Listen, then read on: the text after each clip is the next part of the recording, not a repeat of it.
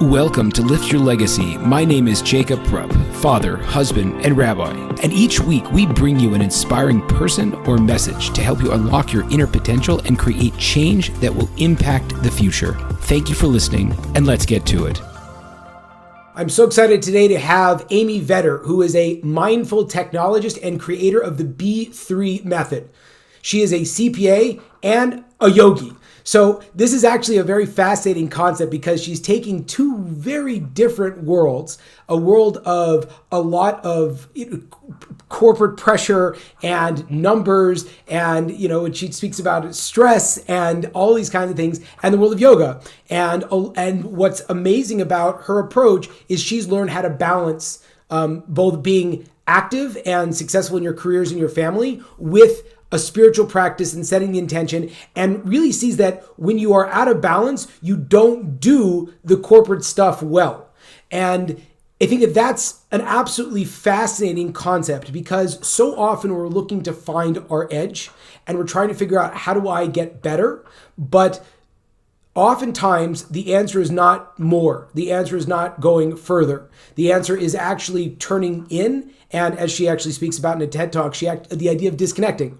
And one of the things that we speak a lot about is how these basic truths, which are so important, are not necessarily brought up in our religions and our different institutions of faith growing up, but are actually part of the religion, and that there is somewhat of a disservice that's done by not teaching people that there are fundamental truths of consciousness and mindfulness that are like prevalent in our own backgrounds. So however you get it, I know that a lot of the stuff we might speak about might sound weird, or like no one, like I don't know what this weird yoga stuff is, but the interesting thing is try it.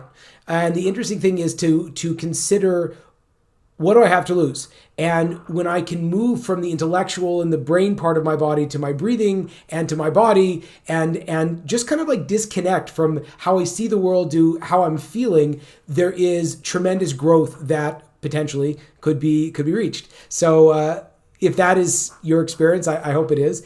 And if we could do anything, if I could do anything to help in terms of creating different kinds of content, please let me know. Please, I really appreciate feedback for all of the episodes. I work very hard to try to find the great guests, and Amy is a phenomenal example. So if you got value out of this episode, please feel free to share it and to let me know. And with no further ado, Amy Vetter. Amy Vetter, thank you so much for joining me today. You are a CPA and yogi. So maybe you could talk to me about how these seemingly completely contradictory things have come together in your life and why you help other people actually find balance in their own life as well.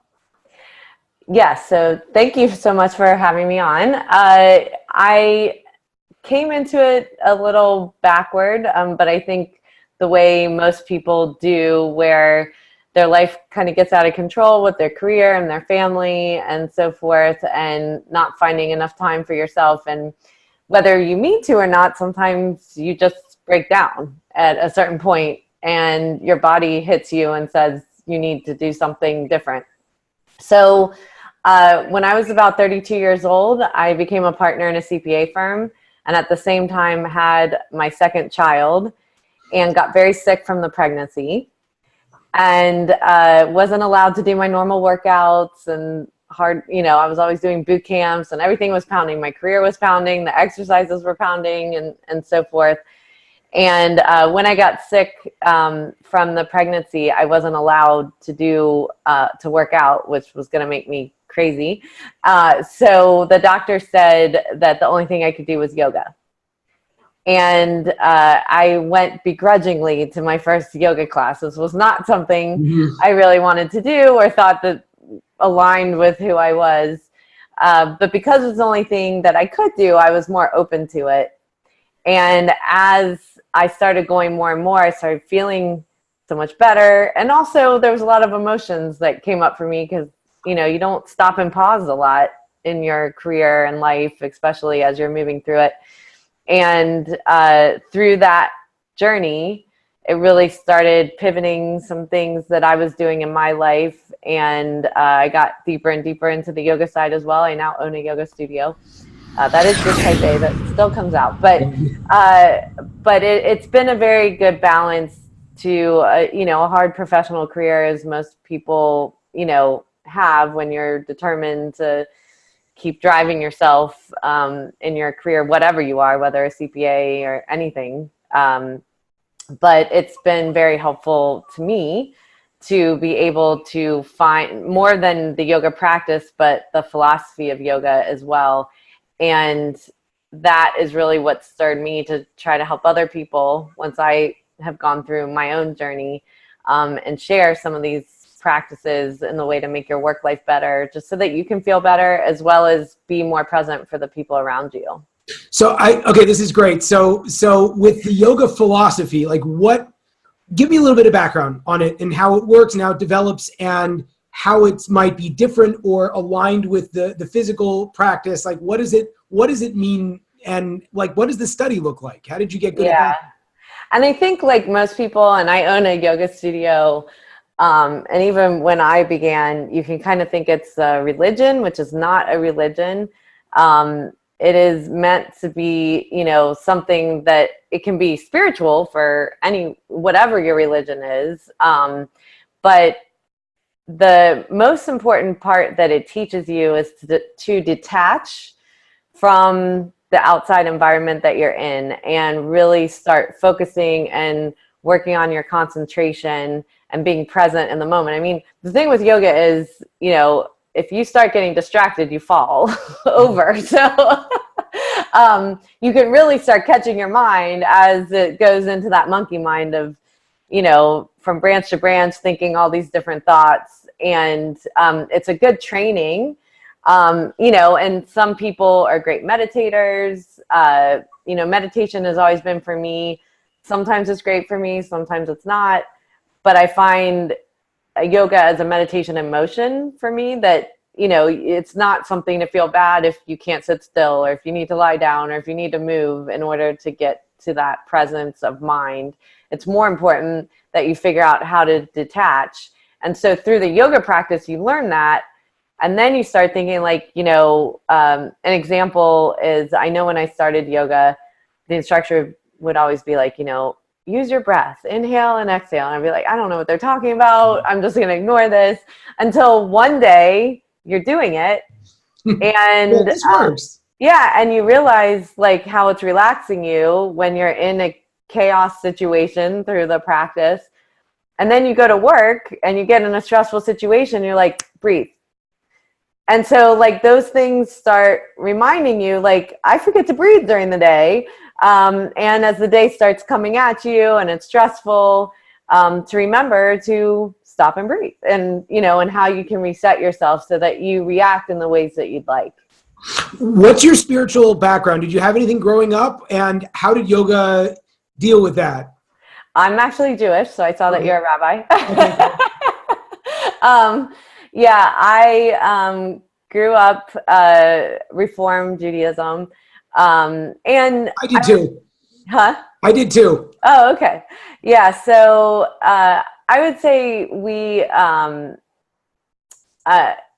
Judaism to me has been an ethnicity, I think, the most, and something I feel the lineage of my ancestors and so forth. But I think yoga has helped me from a spiritual perspective of, it's not an ideology, right? Like Judaism or Catholicism, whatever you have is a belief system, where yoga is not necessarily a belief system. It's really more trying to find your own spirituality in general, of who you are, and not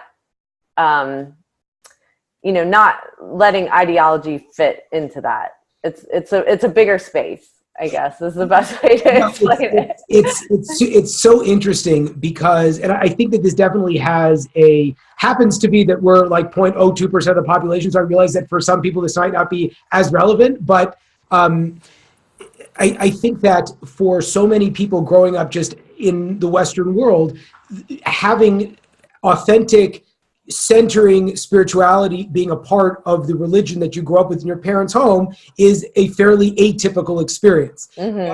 for sure, I know this is true about a lot of Jewish people I know, but I think that most people that grow up in the American religious scene, yeah, we are this, but it didn't really touch me. And, I go through my life later, and it's surprising to see how, I think that it's fascinating, because sort of what you said is interesting in the sense that we get a very strong push to succeed in our career, to be successful in our life, and we don't ever see ourselves or perceive ourselves as spiritual beings until sometimes we find it on the other end of it, and you're like, I never thought I was this kind of a person. I didn't realize who I am. So it's very interesting, and I think that on the flip side, one of the biggest challenges that a lot of people have engaging in any kind of a spiritual process when they are older, I'm going to say, let's say above 30, is that, you don't want to get, quote, suckered into this kind of like weird religion. It's like, well, what is this? And it's interesting that you also had that same thing. And the only way you're able to kind of break out of that and to get all the benefit out of yoga that you did was you sort of fell into the fact that it actually sort of fit your life. Is that true?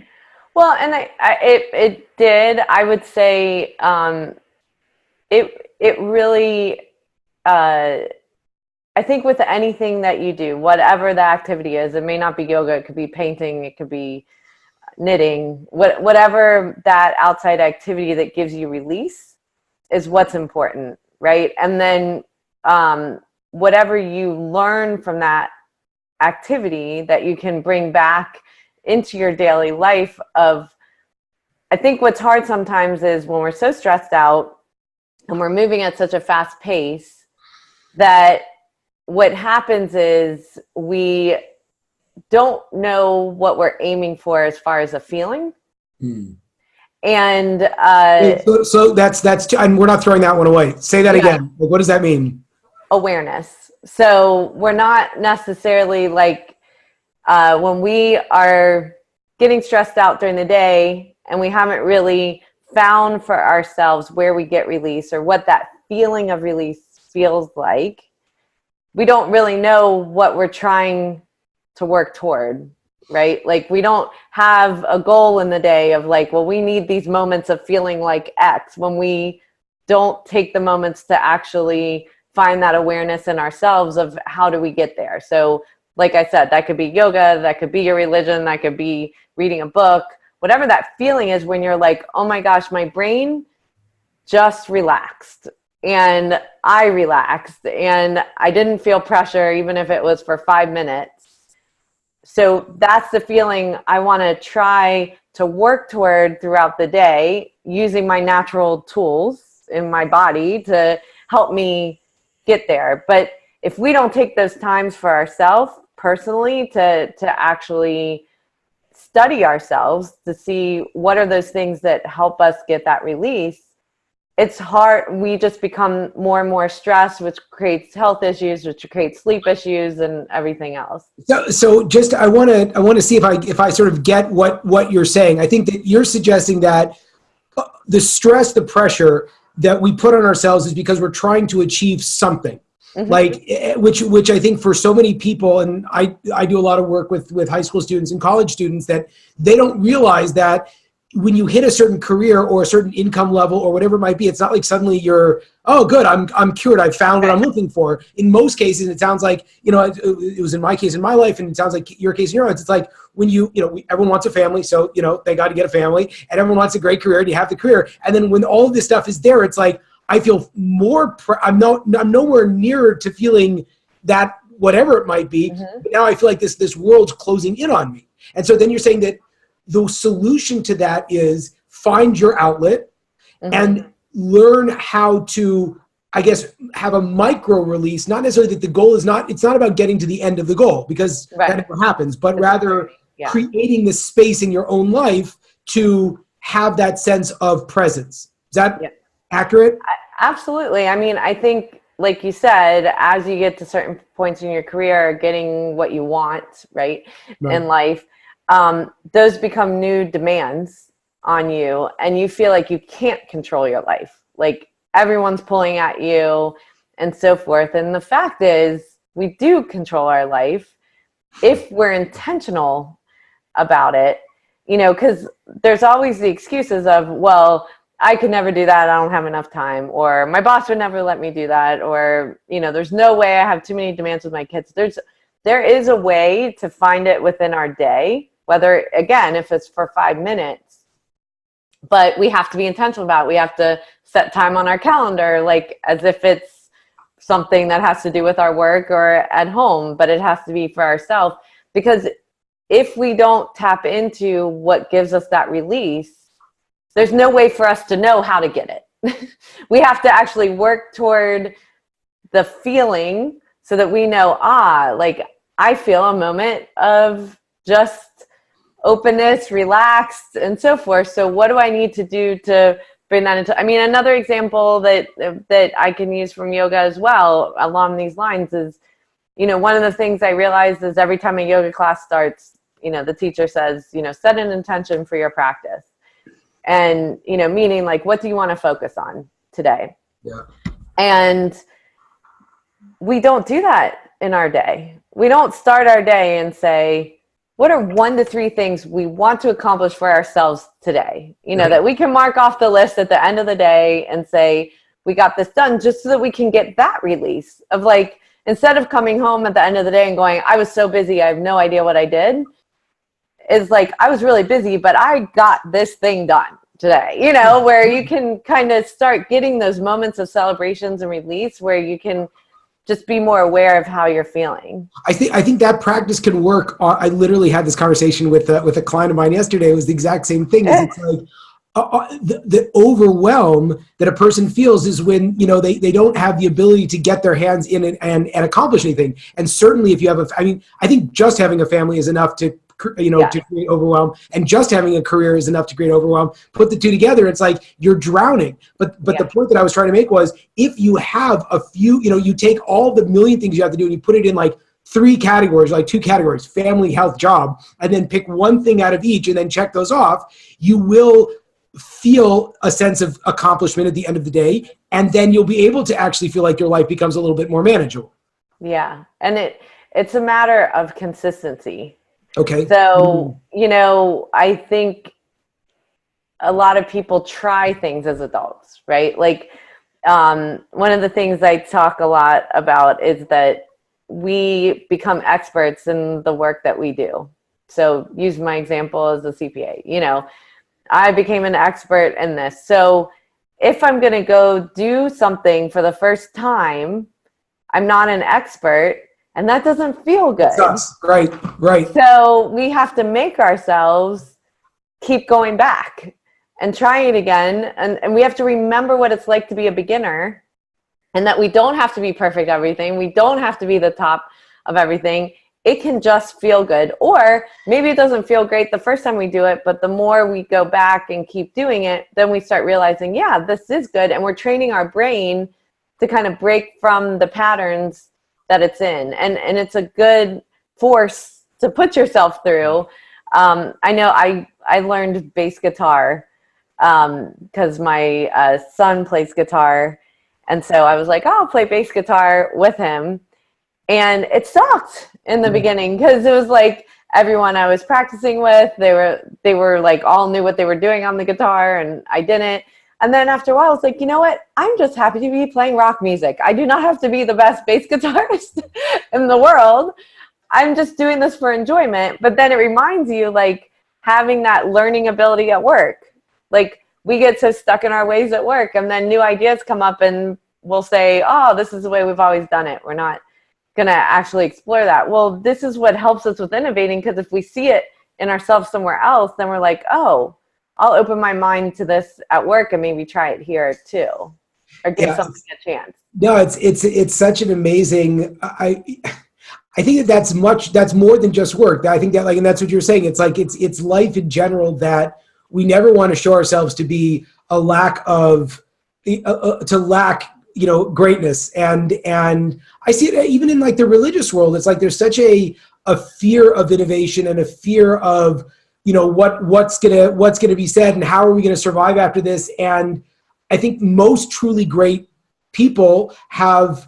I have it on my. I don't know if you've seen this book. It's called Originals by Adam Grant. It's an amazing book about how the people that started movements all had this tremendous openness to always be trying new things. And they weren't any smarter, they weren't any stronger than anything else. And it's this like, they took a chance. Yeah, this ability to be creative. Yeah. I want, even though it's so funny because I pitch this a lot as a rabbi, but I love the fact that you're a yogi and a CPA to talk about this idea. Your TED Talk, you talked about disconnecting, right? And so from a Jewish perspective, there's this idea about the Sabbath, but tell me about what it means to disconnect and how do you do it effectively?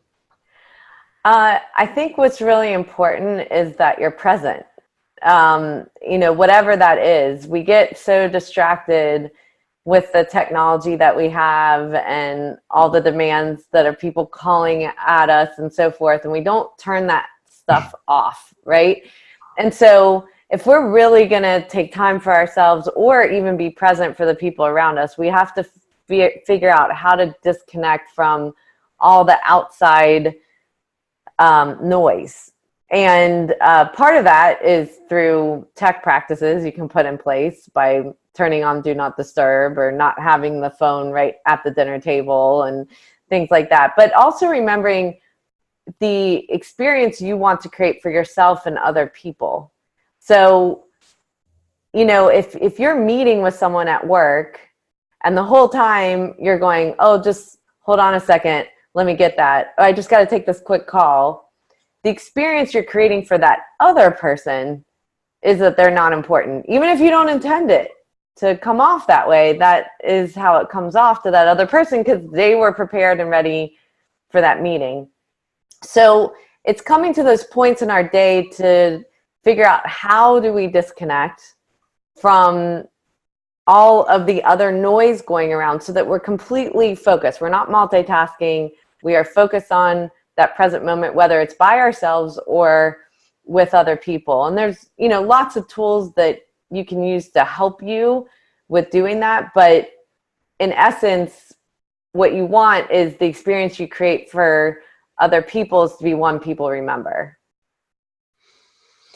Wow. What are some tips? How do you do that? Because I think that's really hard. It is. Some of the things that I suggest is, a lot of times we set meetings for 30 minutes and then the next 30 minutes, and we're just constantly going and going and going throughout our day. And we don't have to set these meetings for, we can set it for 20 minutes. We can set it for 50 minutes to give us those moments to pause, to know that we've got time to check our email. We have time to check phone calls. So when we're meeting with someone, we're completely present during that experience and we're not getting distracted. The other thing as well that you can do during that time is what I call 2-minute meditation, which is literally setting a timer on your phone for 2 minutes and shutting your eyes. It's not peeking, it's like shutting your eyes and knowing that the alarm's going to go off. But what it will do is reset your nervous system so that when you walk into that next meeting or that next experience, you're not bringing in with you everything that's already happened in your day. It creates some stillness in you before you meet with that next person. Okay, two more questions. There's a lot, so it's so interesting. One of the things that I'm curious about in terms of, you as a mother or someone that speaks to, grownups and whatever you want. There is a lot of these techniques that I think really work for kids. And I think, as you mentioned with your own experience, I feel like probably with my experience as well, you don't get these techniques or don't get these tactics from your synagogue, your church, wherever it might be, your school, certainly not. So how do people put these kind of ideas of finding center and of learning to disconnect? How can you incorporate that in the life of your kids so that they come out more centered and don't have to wait till they're past 30 to start trying to figure things out? What's really interesting, because like I said, I own a yoga studio, is what kids want. So when we started we would offer like teenage yoga classes after school. We have like a hot room and a non-heated room. And so we figured these teenagers would want like hot power yoga if they were going to come into the studio. And they would come in and be like, can we just sit still? So we switched everything to more restorative or meditation as well, because what they really needed was to get away from the chaos. If they were, and it was interesting to watch. And we do go into the schools and do some mindfulness training and meditation in some of the elementary schools as well to help teach the kids that. And really, it does not take too long that you have to sit with a child to do it. But I would practice it yourself too, so you feel comfortable. But there's breathing exercises and so forth just to calm your breathing down. And I've used it with my own children when they're really stressed out or can't get to sleep at night, of really guiding them through just counting an inhale for 3 breaths and counting an exhale for 3 breaths, and just being really slow and steady. And the thing is, when you shift from your thinking mind to your breath, it immediately starts shifting your whole body and starts calming it down. So, I mean, that's just one tip, but there's lots of great videos and books out there for parents on, if you're interested in yoga with your children. We have virtual yoga at my studio that we offer too, with some of these kids' classes online too. So cool. Okay, so how do people find out more about the important work you're doing in the yoga studio and everything like that? It's great. So my website is my name. It's amyvetter.com. And on there's also information for the B3 Method Institute. So that stands for Business plus Balance equals Bliss. That's the B3 Method. And what we do is, if you sign up as a member online, we send like a 5 to 10 minute learning piece every week, just once a week, that you can then try. It does some self-exploration, maybe a little bit of journaling, create an intention and mantra for your week, and see how it works for you each day. And then the next week we layer on a little bit more. So it's not a huge time commitment, but it allows you to start down this path. And we also have meditation videos and so forth available for people that sign up as members. Fantastic. Amy, thank you so much. There you have it, folks, another inspiring episode. If you enjoyed this, I ask you to please share this with your friends and to like us over on Rabbi Rupp through Facebook or on YouTube. And the more that we're able to get these important messages out, the more that we can really make an impact in the world. So I encourage you, please, to stay tuned. We have a ton of amazing speakers coming up, and also to tell your friends about it. Thank you very much.